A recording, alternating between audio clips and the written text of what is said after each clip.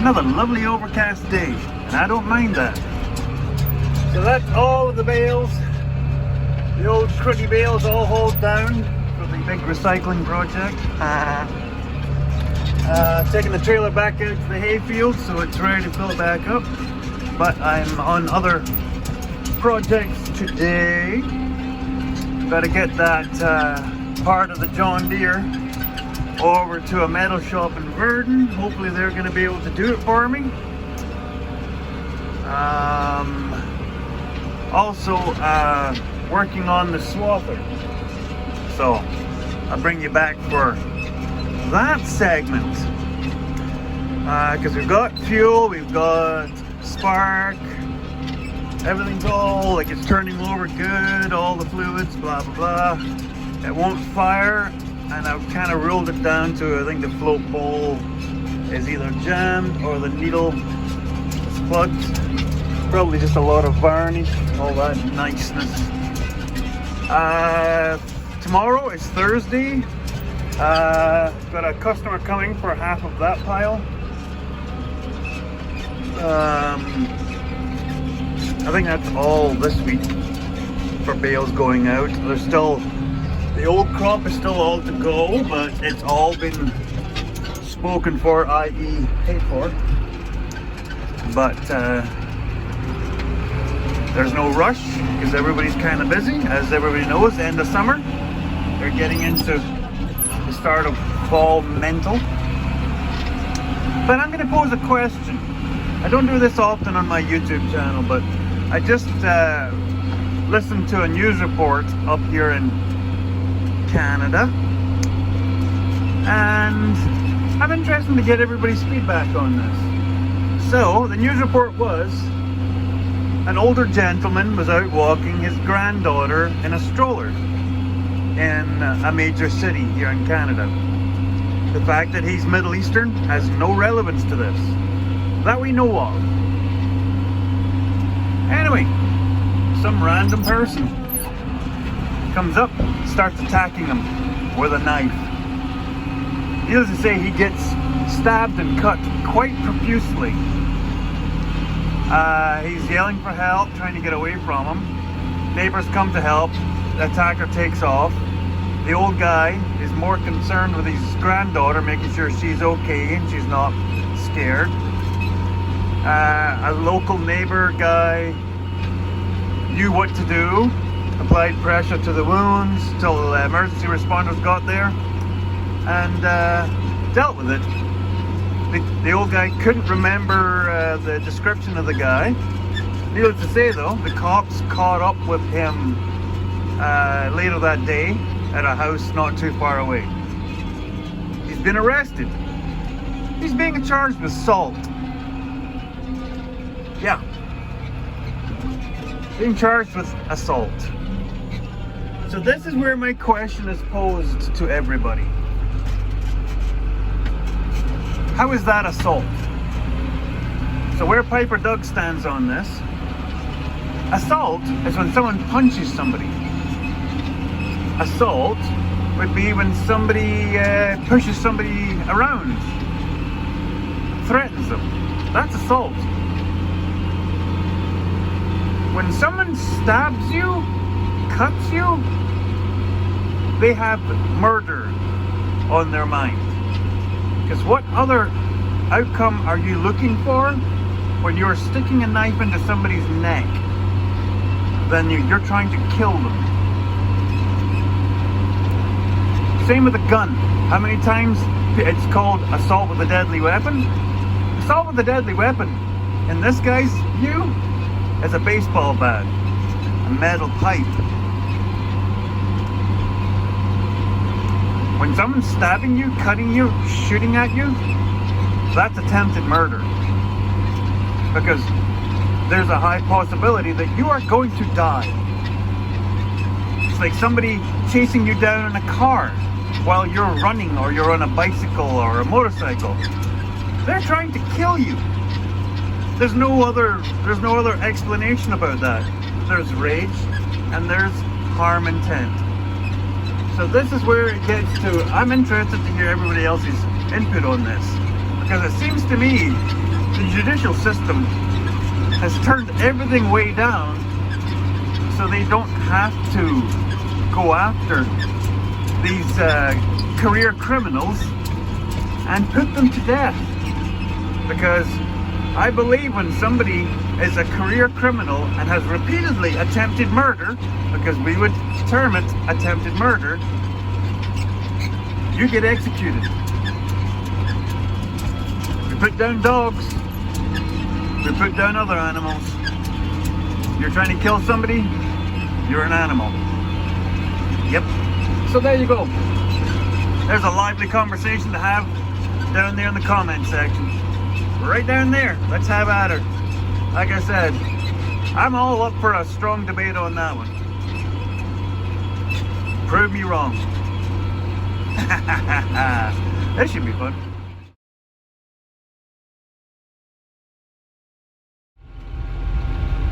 Don't know why I never did that before. Yeah, I have a whole bunch of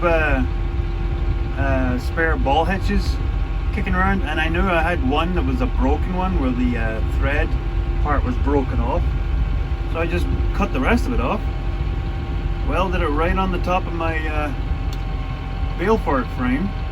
I can move trailers around like nobody's business. Why had I never done this before? It's crazy, I tell you, it's crazy. Yeah, it's not running.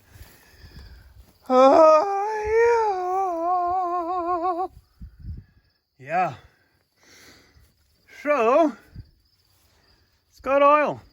It's got coolant. It's got all the necessary rubbery bits, and they're still rubbery. New battery. Had to put new terminals on it. We have spark. I pulled all the spark plugs, cleaned them. What don't we have? Well, what we did have was the protrusion of gasoline coming back this way, which led me to believe that the gas was not going that way. So yeah, we're doing a carb job. Yeah, it's fun. Yeah. The floats are not behaving. So we're going to be doing a strip down, clean up, and wow, I didn't think we had any mosquitoes left this year, but apparently they've been waiting. Been waiting for Piper Doug to be standing here with my hands busy. So yeah, we're going to load this up, take it to the workshop, strip it, soak it, free it up, put it back together, and it will fire straight up. Brum! Right up. Yeah, it will. So this is funny. The hilarious part is it's clean. Clean as a whistle. Clean as a whistle. So yeah, Dad bought this off of one of our neighbours who is 2 miles straight south of here, called Barry Green. So this is Barry. Everybody say hi, Barry. Barry the Versatile. He's a 400. Now, I think this is an 18 foot. Those of you who will be looking here will probably be either agreeing or yelling at me. I think it's 18 foot because it is slightly bigger than the disc spine header, but not by much.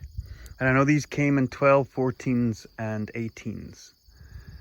And well, they go up in any size, really. You could put a 24 foot on this one, I think. Out in Saskatchewan, maybe. Not here. So I know the one canvas is good. This one, we'll see if it'll turn. My big thing is the cutter bar, because it's down in the weeds, and it's probably my own fault. I probably did it. One of those where you get rushing around and it's like, oh, we'll just park it and we'll deal with it later. And we never deal with it later, and we sat it in the ground. Should never set a cutter bar on the ground, ever. The good thing is I pumped the rear wheel up and it's staying up. The front wheels are still up, which is absolutely astounding. Anyway, so yeah, let's get going with this. I've never done a Windsor 6 carburetor before. I've done Briggs and scrap irons. I've done many Hondas. I've done V8s. I've never, ever, ever done an inline 6 or a Windsor. She's a Windsor, boys. Got the Ford badge. So yeah. You know how you learn how to do this? You do it. You do it till it works. And that's how you learn how to do this. So yeah, this is what passed for a cab back in the day. Now, we would technically call that a sunshade. So, yeah, it's interesting. But better than nothing, I suppose.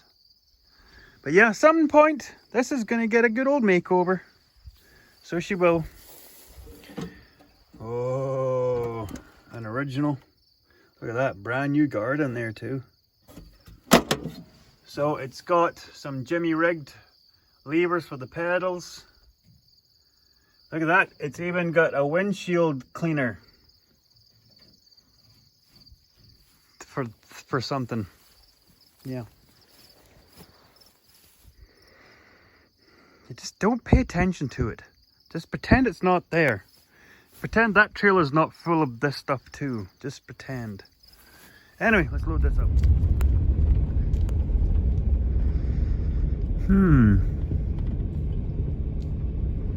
I think she's ready. A little bit of green in there, but for the most part, yeah, for the most part, she's ready.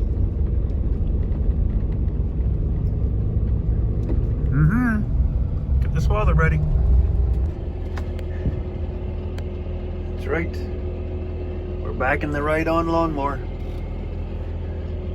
So we're in the middle of the silage field in second cut. So I spent the morning loading semis.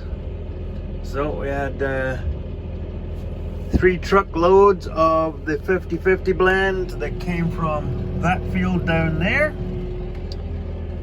It's weird because the semi driver, his truck, the way the suspension set up, he can actually weigh the load like fairly accurately, and even he was shocked because he could see how well packed our bales are, like how tight the sides are.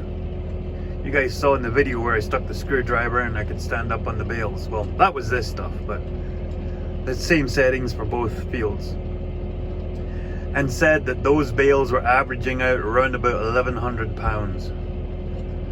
That shocked the absolute bejesus out of me. Because even with my skinny forks, never mind those big heavy forks people make out of like hydraulic ram pistons.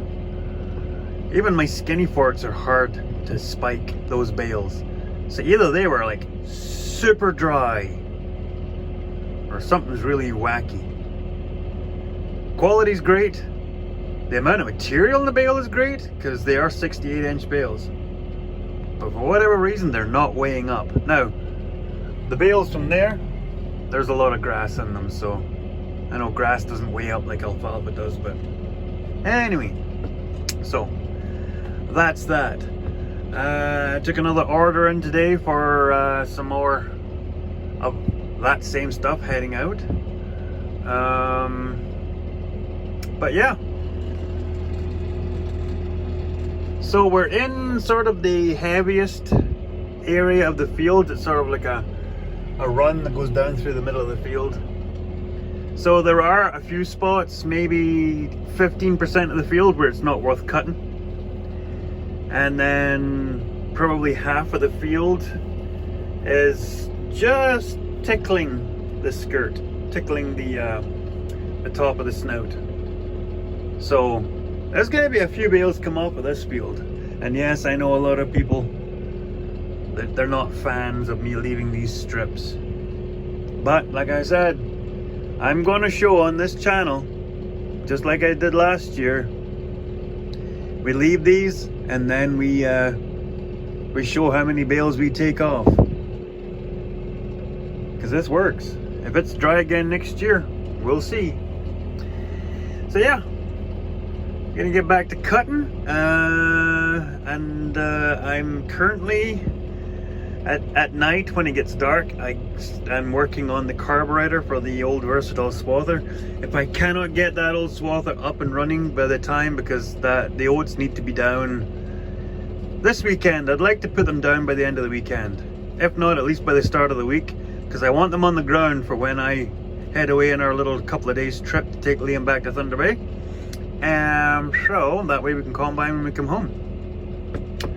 If not, I'm going to see if the guy that we bought the combine from, he's got a little self-propelled swather, nicer than that versatile. Let's get a proper one. Let's see if he'll go up there and cut it for me, because it would only take him about half an hour, maybe 45 minutes total to cut the whole field. So we'll see. Hopefully we'll get the old geezer up and running. Okay, I'm not cutting sitting here blabbing. Okay, so those of you who are quite astute, which is literally everybody watching this video, will realize this is not a swather, and I'm in the oats crop. Why am I in the oats crop with the disc vine? Well, you'll probably have seen the video already that I tried to get the old 400 swather up and running. The carburetor is messed up. I tried to put it back together. It keeps jamming on the needles. I had a mechanic look at it, and they said it needs replaced. And it was filling the engine with gasoline. I was scared I was going to set a fire in the bale yard. And I thought, we're leaving for a couple of days, and I need this done. And the friend of ours who I bought the combine from, I was hoping he would be around getting his swather ready, and he could just nip up here and cut it.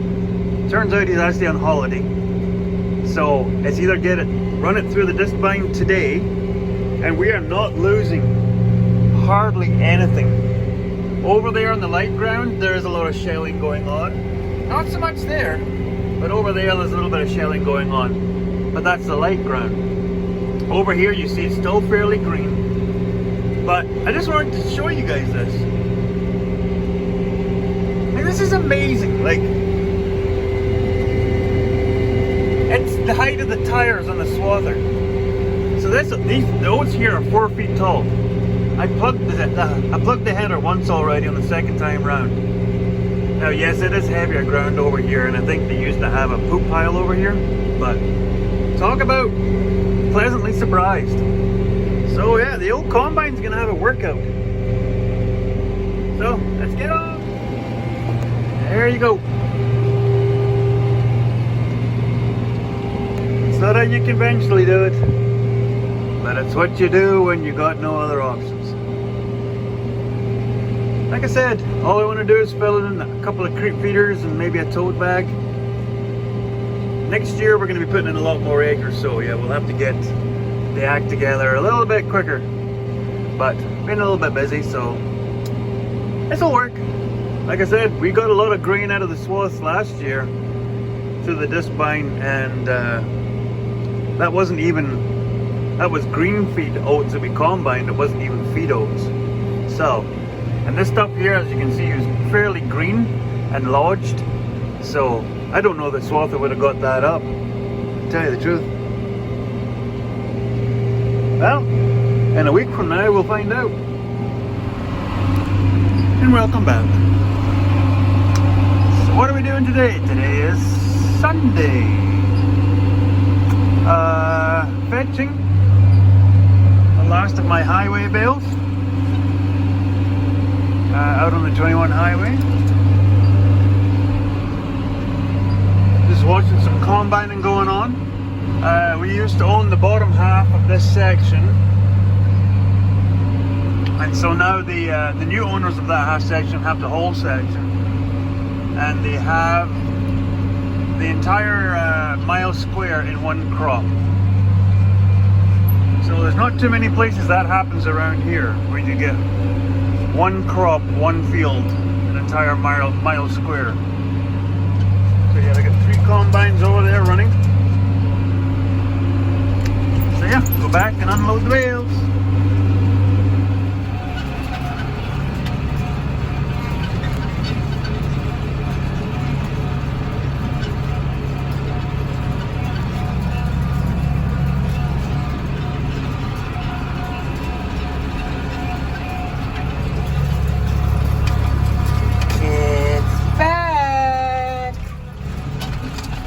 Yeah, I know.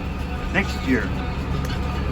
year, that will be one of our top 2 capital investments, fingers crossed, is a V-rake. So, you can all look forward to that. Keep subscribing. Hey, almost at 700 subscribers, maybe I have to do another giveaway. So yeah, as you can see, that second cut, that was cut a little bit earlier. It's already, that's almost a foot tall. Like yeah, this is the heaviest part of the field, so yeah, of course it looks better than most of the rest of it. I don't know if we will cut this one again. Like I said, the big field that's going to be a third cut, we are probably just going to leave it be, not touch it until the end of September. And then if we can sort of time it with a killing frost or something, because you do start to get some of those frosts in October. Yeah, we'll get a third cut off. We might take the headlands off with this one. We'll see. And yes, the field's not finished cutting. And that's because knowing exactly how many days it takes to cure down this wide-setted swath, yeah, I know it's not great here. Ironic, considering that was cut not long ago and it looked better than what this was cut after one cut. Anyway, so yeah, there's not enough time to get that cut before we take off for a couple of days. So when we get back from our little trip away to take the boy back to education time, as you saw, the oats are cut unconventionally, but it is what it is.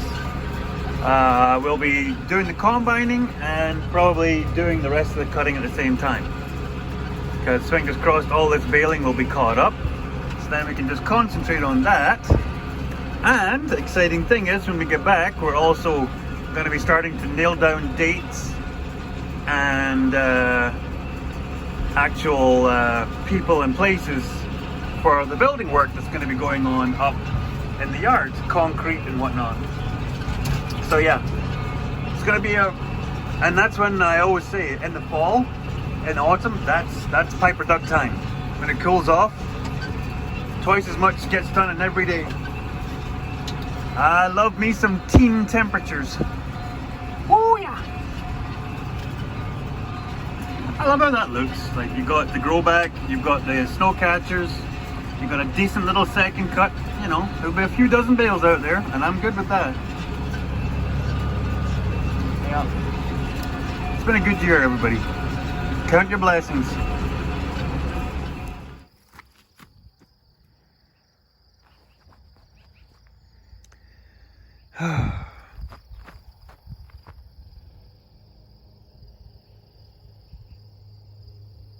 Yeah, she's smoky. Smoky and dusty. All the combines are rolling. Oh, and by the way, that noise, that's the Liam. He's cutting grass. Down to the last few days of, before he goes back off to school. Yeah, look at this. Little lawbreakers. They've got a ravine full of grass, but no, the calves have to go through the fence and go break the law. Tomorrow, they get let through.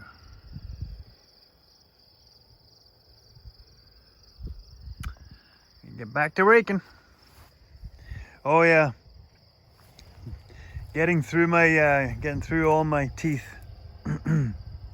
See a whole bunch, they're all starting to break. So I contacted the local dealership because I've only got 2 doubles left for like spares. Contacted the dealership to see how painful this is going to be to get all new teeth for this. They're $4 a piece, which was better than I thought it was going to be, but it's 90 teeth on this. So yeah, there's not much change out of $400 to put all new tines on this rake, but the tines make the rake. So yeah, that's going to be a project in the next couple of weeks, is putting all new tines on this, because we'll need this to get that third cut done, because we know we'll be raking anyway. So okay, let's get back at it. Well, I suppose I should probably wrap this video up. Yeah, it hasn't been too eventful of a week this week. There has been a little bit of drama behind the scenes as far as farm business type deal. We will talk about that at a later date, sort of at the year-end wind-up. But apart from that, yeah, just sort of getting the cutting done, getting the raking up so we can get the baling done on Wednesday. The oats is down so we can get the combine rolled out, so that'll be in the next video. We'll hook up to the old combine, get it greased up and ready to go.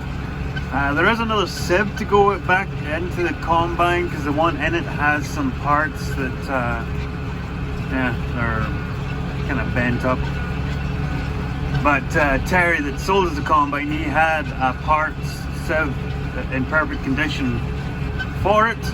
So if we have time, we'll stick that in there, but we'll just have to wait and see when we come back from our little trip to see how ready the oats are. So that'll be kind of exciting. And so yeah, thanks for watching the video. Hopefully you made it to the end, and hope to see you in the next video.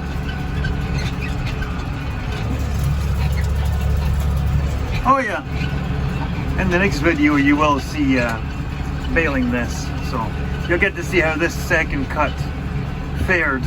Like I said, there's still a little bit to do, but you'll get to see how this part did at least. So thanks for watching, everybody.